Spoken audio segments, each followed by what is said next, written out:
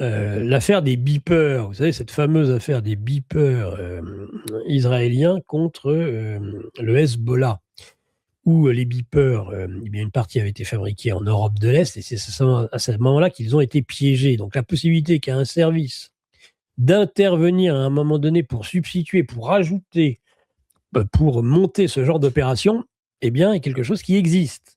Alors, j'ai pas dit que c'était le Mossad qui avait fait brûler l'église Notre-Dame. Je ne vais pas jusque-là, même si on peut se poser des questions sur l'intervention de services étrangers ou de services français, ou en tout cas de services étrangers, peut-être avec de cheville avec une partie de cette oligarchie.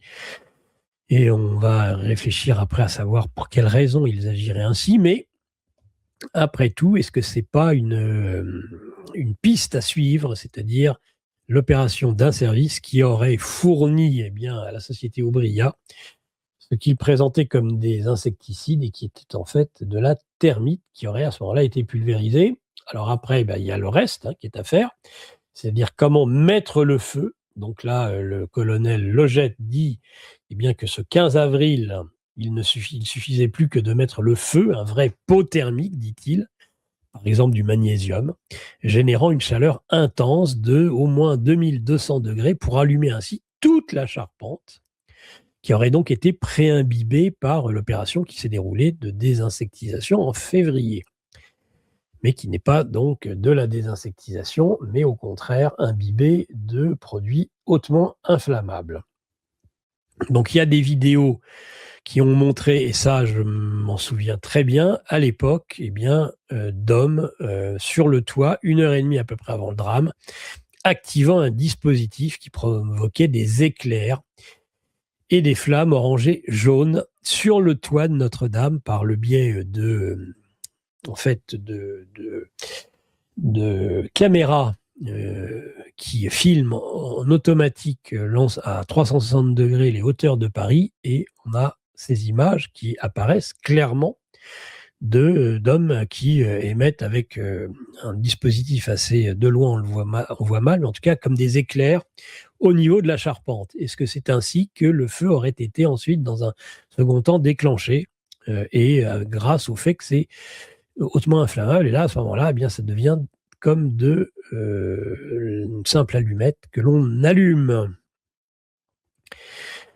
Alors, le colonel Logette parle aussi, à cette occasion, dans cette communication, de l'accès qui était restreint aux tours. On rappelle que d'ailleurs, la charpente, on y accède par les tours, et que ce jour-là, le 15 avril, eh bien, ce soir-là, étrangement, on avait eh bien, fait évacuer les tours 1 heure avant.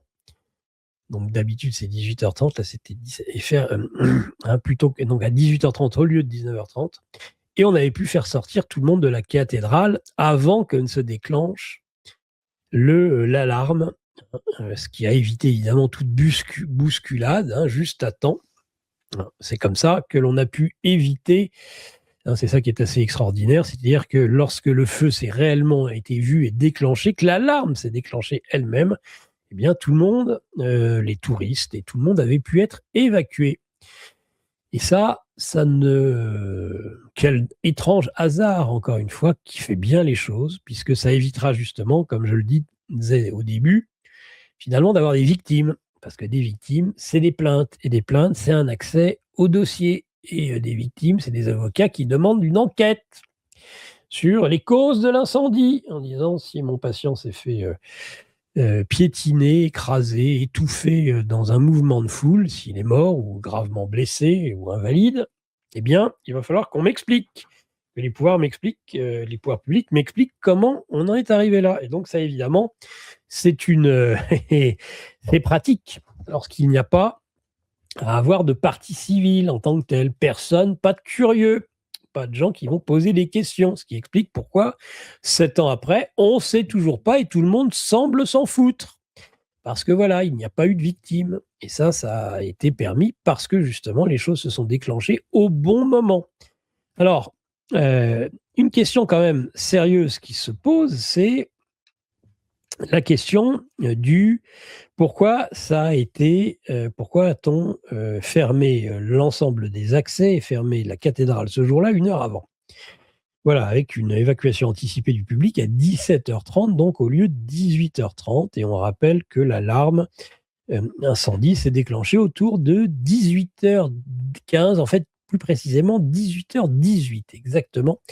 C'est l'heure à laquelle s'est déclenchée l'alarme, où semble-t-il, ceux qui avaient à aller faire des vérifications, eh bien, n'étaient pas bien formés et n'ont pas, semble-t-il, été en mesure d'identifier tout de suite le feu, ce qui aurait permis à celui-ci de se propager. Bon, paraît-il. C'est en tout cas une explication. On nous explique que c'était un petit feu couvant qui couvait pendant des jours, hein, peut-être, mais que tout d'un coup, on est à la minute près pour l'arrêter. Bon, on n'est pas à une contradiction près dans les éléments de l'enquête. Mais bon, alors, la raison, c'est, et c'est vrai que c'est un élément troublant qu'on retrouve dans le livre, justement, de Régis Emmanuel Cyr de l'Apocalypse 2026, c'est que c'est cette fameuse réunion du CNM, Centre des CMN, Centre des Monuments Nationaux, qui se déroule ce jour-là, 15 avril, justement le jour de l'incendie, dans une des tours de la cathédrale Notre-Dame, une des tours qui donne accès justement à la charpente sur laquelle le feu s'est déclenché. Alors, étrangement, ce CMN se réunit à 17h30, puisque justement ce jour-là, ils étaient dans la tour, ce qui explique pourquoi tout a été évacué une heure avant pour quelques fonctionnaires qui ont fait une réunion qui était prévue 15 jours à l'avance et qui a duré moins d'une heure. Là aussi, c'est pour le moins surprenant. Hein, ces fonctionnaires, ces architectes, ces membres du Centre des Monuments Nationaux se réunissent à 17h30 dans une tour, ce qui explique donc l'évacuation, et 45 minutes après, ils ont fini. La réunion est finie. Oui, bon, on en a fait assez comme ça. Allez, c'est la journée est finie, on va rentrer chez soi et on fera les rapports le lendemain. Donc, qu'est-ce qu'ils ont fait 45 minutes à peine, puisque je vous dis, ça déclenche à 18h18 et ils n'entendent rien. Et d'ailleurs, aucun journaliste ne va les interroger. On ne sait pas, on n'en sait pas plus. On a même cherché à cacher. Hein. Il y a que Libération qui, à un moment donné, a fait un fact-checking sur le sujet, puisque des gens s'étaient interrogés en disant mais qu'est-ce que faisaient ces gens-là à cet endroit? Est-ce qu'on les a interrogés? Est-ce qu'ils ont vu quelque chose? Rien. Silence radio le plus complet. Donc, c'est parce que ce CMN s'est réuni ce jour-là, à partir de 17h30, qu'ils ont évacué plus tôt. C'est pour le moins aussi, on va dire, un élément troublant. Après, bien sûr, la question essentielle qui se pose dans cette affaire, c'est du pourquoi. Hein, j'ai envie de dire, c'est la dernière partie de cet exposé. Maintenant qu'on a donné une explication sur le côté criminel, hein, là, on est sur quelque chose où il y a une substitution de bonbonne, où il y a quelque chose de prémédité sur plusieurs mois. On est d'évidence pas sur de l'attentat. Ceux qui ont voulu parler d'attentats islamistes et autres contre un haut lieu de la chrétienté fait par des islamistes, ça ne tient pas la route. Ça ne tient pas la route parce que là, on est sur quelque chose qui est infiniment plus complexe, plus prémédité, qui a mérité des mois et des mois de préparation. Je vous disais un petit peu comme les beepers par rapport au Hezbollah.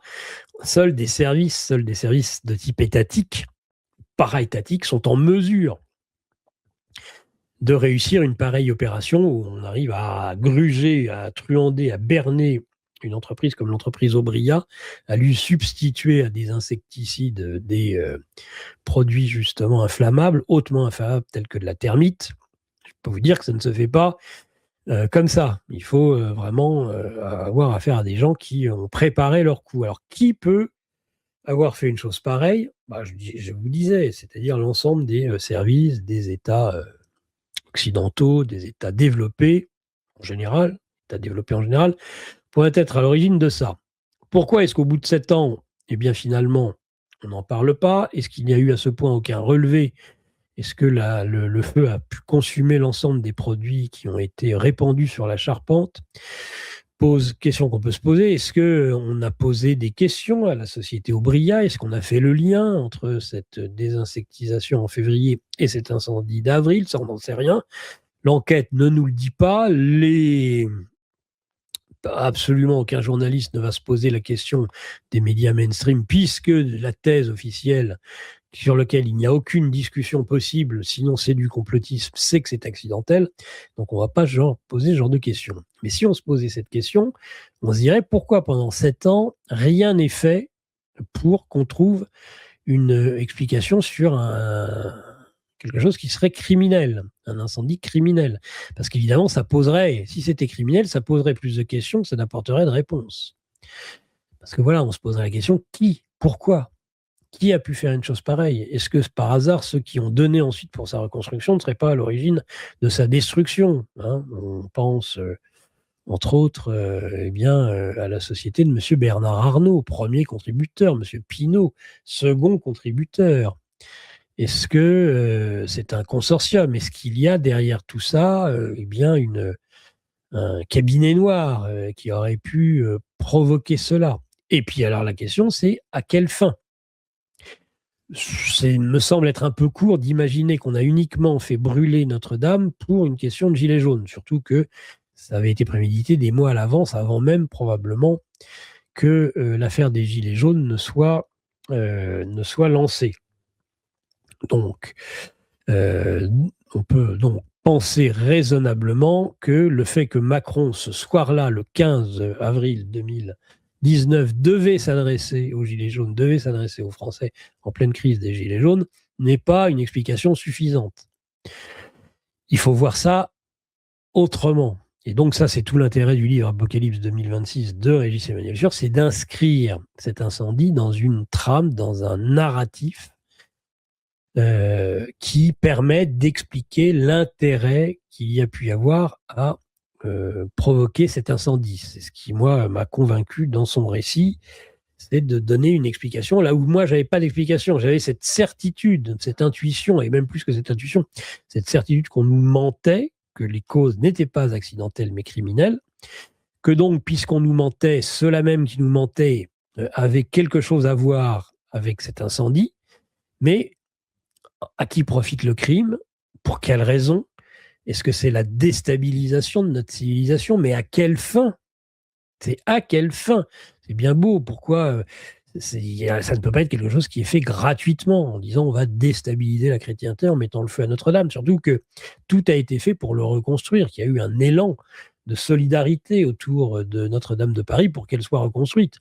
Et si elle n'a pas été reconstruite à l'identique, elle a quand même, hein, malgré Jean-Brigitte qui a tout fait pour en effet transformer la flèche, selon le témoignage à l'époque de la ministre de la Culture, globalement, hein, si on veut bien exclure un certain nombre de mobilier de l'église et puis des quelques vitraux là, qui vont être changés, semble-t-il, au moment de la Pentecôte 2026, au mois de mai 2026, le week-end du 23 mai, justement, dont parle le bouquin Apocalypse 2026, eh bien, on se dit il faut trouver une explication qui ne peut pas être non plus seulement la reconstruction, mettre Macron au centre de tout, il aurait fait brûler l'église, la cathédrale pour pouvoir la reconstruire et se situer au centre, ce devait être fait la même année que les JO. Donc en tout cas, il y a toute une promotion. Et quand on a vu en effet la cérémonie d'ouverture totalement diabolique, satanique, mais qui en même temps met la religion chrétienne et Notre-Dame de Paris au cœur, et d'ailleurs à l'origine, la réouverture de Notre-Dame devait précéder les cérémonies d'ouverture, et en tout cas les JO Paris 2024. Ça n'a pas été le cas, il y a eu du retard qui a été pris, entre autres la disparition du malheureux général Georges Lain, qui a disparu de façon très étrange, soi-disant dans une randonnée pyrénéenne, hein, il serait tombé dans un gouffre, le malheureux, paix à son âme. Certains disent qu'il serait mort autrement, d'autres disent qu'il aurait même peut-être été, on l'aurait un peu aidé à tomber. Allez savoir, est-ce qu'il avait découvert quelque chose? Question, évidemment, sans réponse à ce jour. En tout cas, bien des choses qui entourent cet incendie et cette reconstruction sont troublants et louches. Donc, moi, je persiste à penser qu'il s'agit d'abord d'une opération d'ingénierie sociale, de choc, de volonté. En plus, pendant la Semaine Sainte, il y a une volonté, pour moi, maléfique n'ayons pas peur des mots diaboliques, sataniques, de frapper cette Église à ce moment-là, et que cette oligarchie qui a des moyens considérables, qui a les moyens des services, qui a les moyens d'opérations spéciales, eh bien, elle est d'essence satanique, et c'est eux qui nous gouvernent et gouvernent les pays occidentaux. Rappelons-nous le tunnel de Gothard, et l'ouverture du tunnel de Gothard, avec une cérémonie qui était totalement diabolique et maléfique, en présence de nombreux chefs d'État européens. Rappelons-nous les cérémonies des JO 2024, sataniques et maléfiques tout autant. Eh bien, ça, c'est quelque chose qui est présenté à l'opinion publique par ceux qui nous dirigent par des moyens de communication extrêmement puissants.